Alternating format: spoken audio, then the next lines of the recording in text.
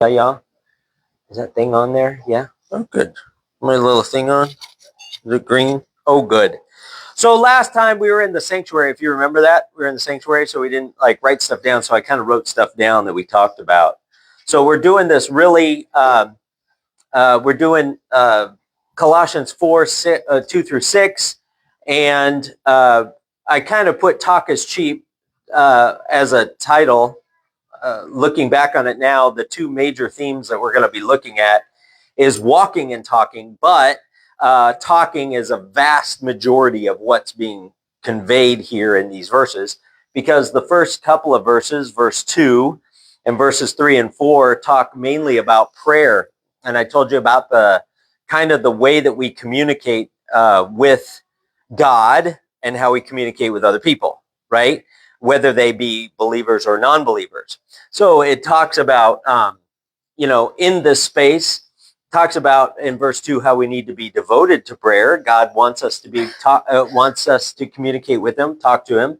And then, of course, in 3 and 4, we need to have this prayer is, we need to be devoted to prayer for the Lord.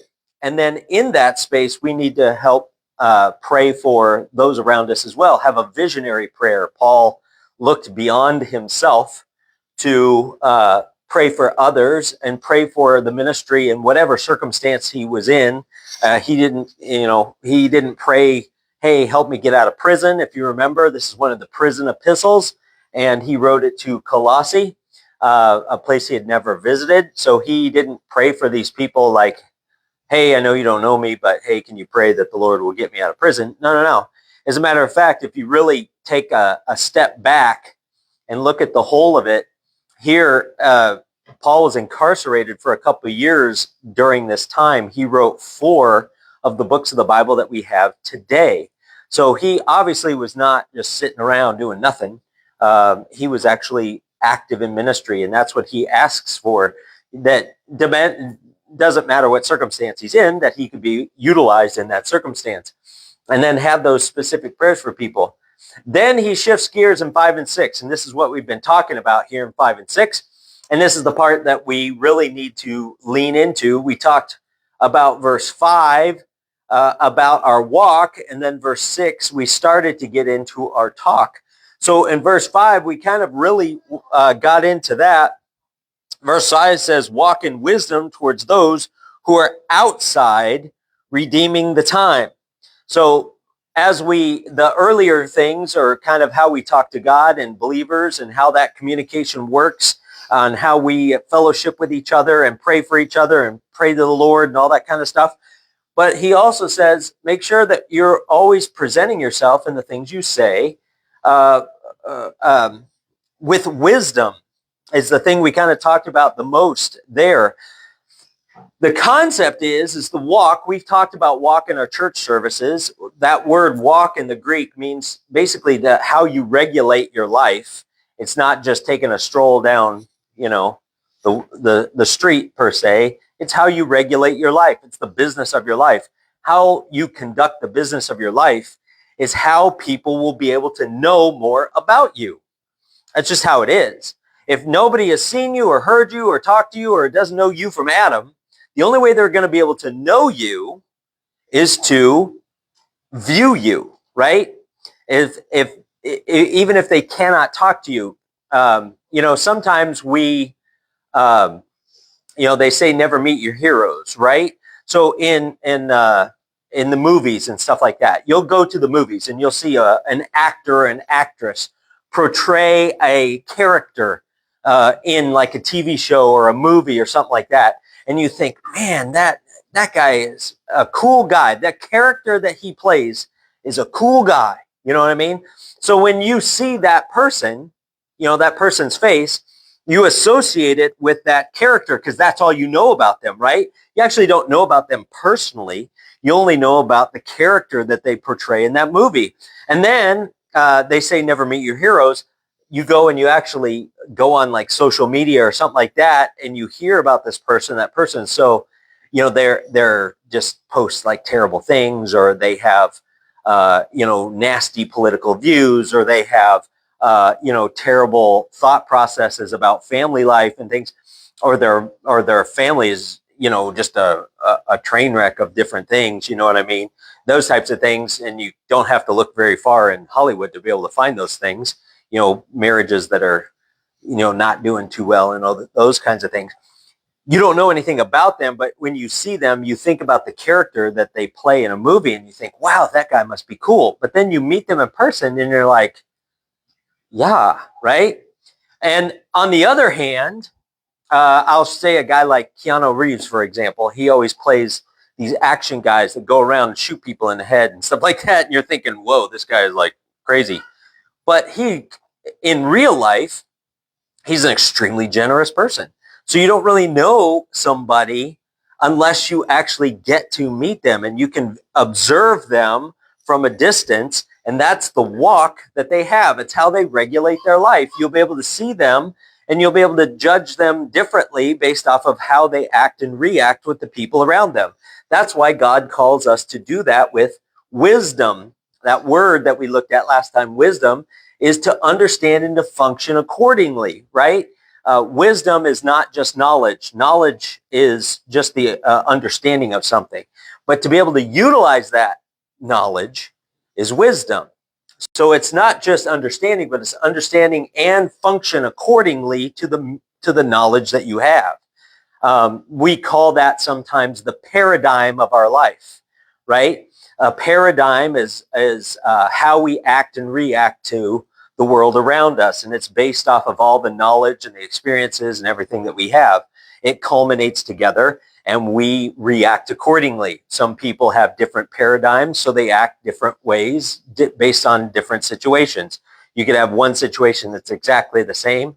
3 different people react to it differently because of the paradigm of their life, right? But here we say, Paul is saying, make sure that you regulate your life with wisdom and understanding, to understanding and function accordingly to God, to Christ. Remember, we're talking about devoting ourselves to prayer, and we're talking about in the previous chapter, just at the end of chapter 3 and then chapter 2, he talks about how important it is, or in chapter 1, I should say, how important Christ is and that influence is in our lives. So we need to make sure that we act accordingly to that. And we'll talk a lot about it because it's Mother's Day. We're going to talk about that concept a little bit during our church service. But for right now, we want to see that we need to be able to conduct ourselves in a manner that would reflect our commitment to the Lord, right? And when we do that, it helps us, all right? It helps us. It gives us benefit, all right? And that's why we do it.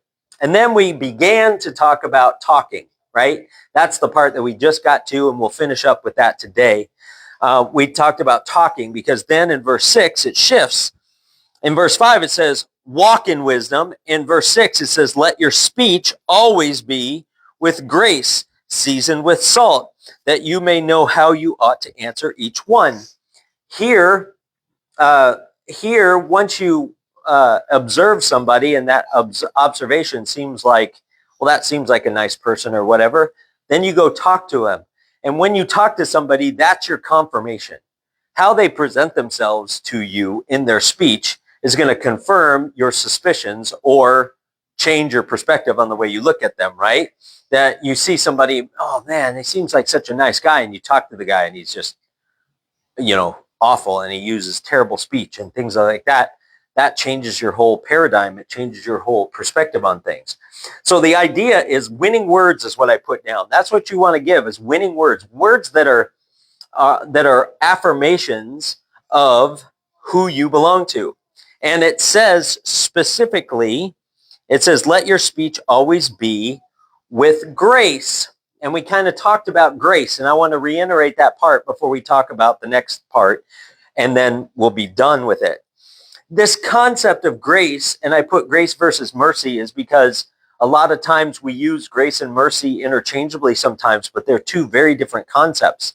As I told you last time, mercy is something that we do or something we bestow on somebody.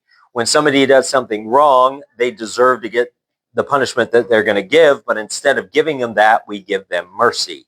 It means that we are giving them something else, something they don't deserve. And grace is actually comes from the part inside of you. It's who you are. It's not necessarily what you do. What you do and what you say is a byproduct of the grace that you have inside of you. That is the exact concept that comes from God. God is a righteous God. We've seen through Jesus's example, he was a righteous God.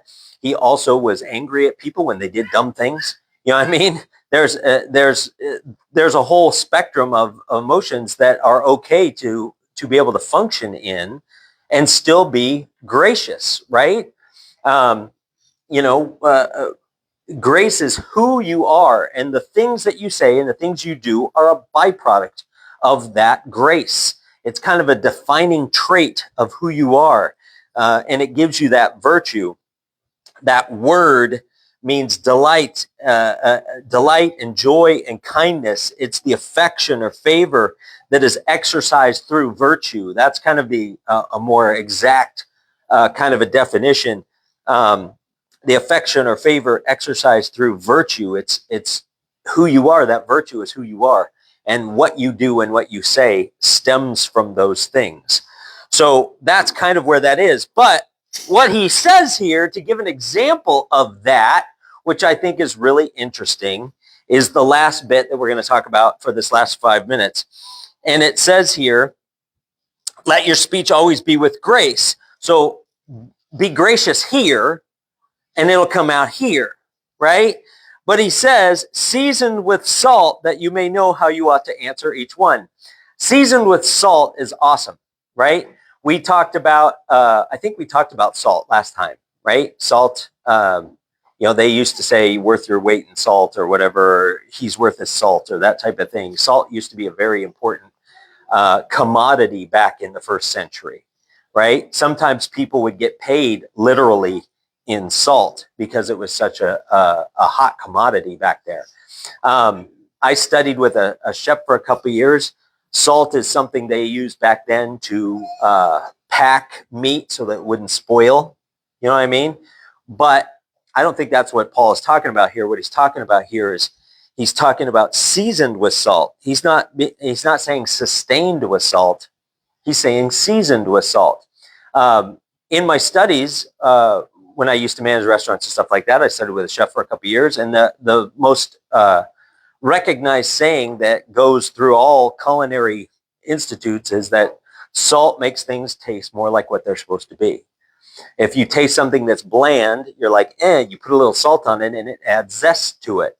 This, I think, is that concept that Paul's talking about, adding zest to what you say. You can communicate yourself any way you want to, and we've probably had people that have communicated to us in that way that are very monotone. You know what I mean? I had a teacher once that talked that way. He'd be talking about government, all right, which has got to be, it was like a social studies class or a government class or something like that. And he would talk, and he was very, very monotone, very, very little inflection in his voice. And he would just talk and talk and talk and talk and talk. And I'd sit there in class, and it was all I could do. I needed 5 of those 5-hour drinks. I was holding on, man. I'm like, I'm gonna do this. I gotta listen to this guy, and I'm not gonna do it. I'm not gonna nod off. I'm just gonna keep going. You have to bite your lip underneath the table. You're stabbing yourself in the leg with your pen. You're doing everything that you can to try and stay awake.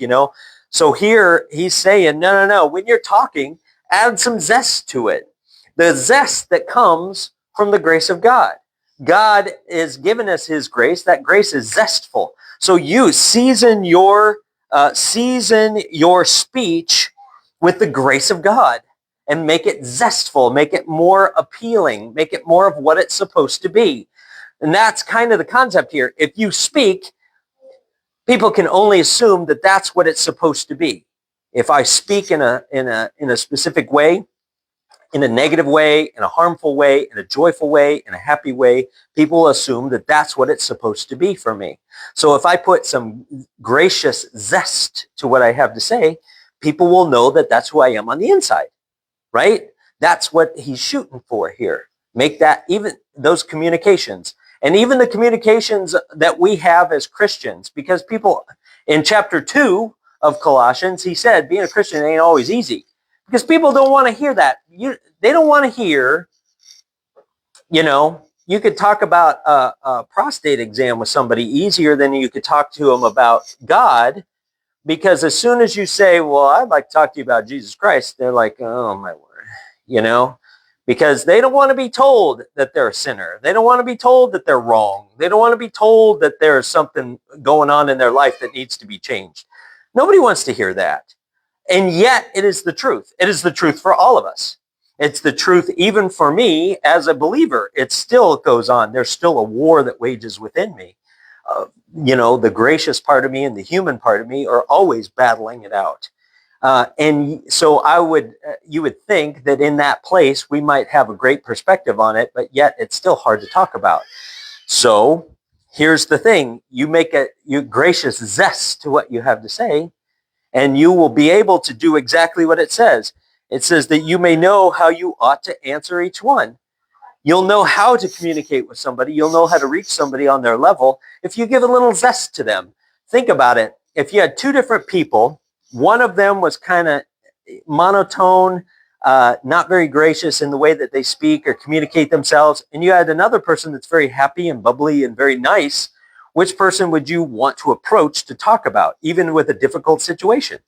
Well, of course, you're going to want to go to the nice person. Nobody wants to go to the bad person, the other person, and have them tell you how much you suck, because that may be true, but you don't want somebody telling you that, So that's where there's a contrast there.